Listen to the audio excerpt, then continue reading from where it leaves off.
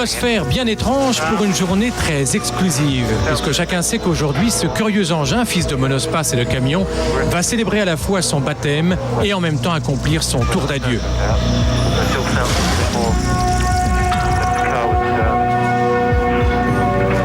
D'abord, curiosité sur le stand Renault l'an dernier au Mondial, l'idée viendra ensuite de faire rouler ce prototype dont la durée de vie finalement sera aussi brève que celle d'un éphémère.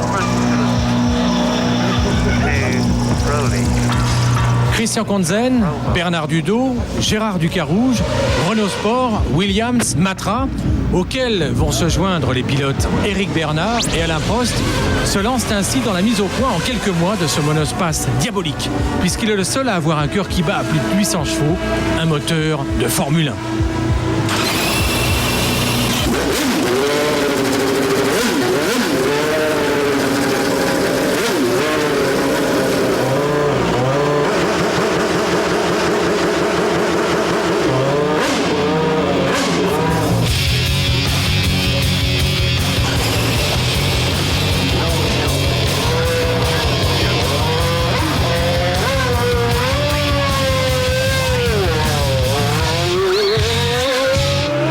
Le volant est camionnesque, la boîte de vitesse semi-automatique 6 vitesses serait digne, s'il y en avait une, d'un avion de chasse.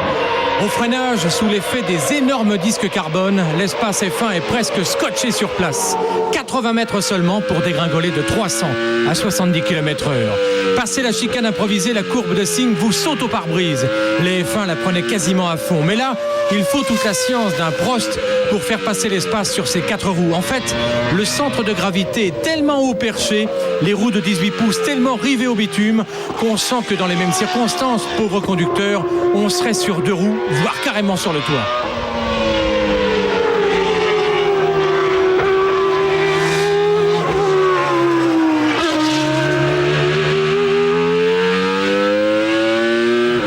Sollicitée par le pouce droit, la boîte séquentielle obéit docilement, monte alors violemment en régime jusqu'à plus de 14 000 tours et délivre toute la charge de ses 3,5 litres, plus de 800 chevaux, en engloutissant 60 litres au 100, ce qui à 27 francs le litre d'essence vous cogne un prix de revient kilométrique 300 fois plus élevé que celui d'un monospace de série.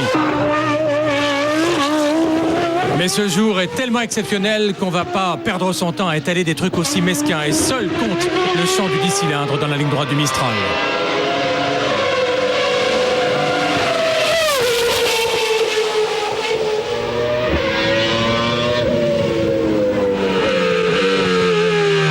Moi, j'avais toujours eu l'idée dans le passé d'amener les journalistes, surtout ceux que j'aimais pas, dans une F1 à 2 places.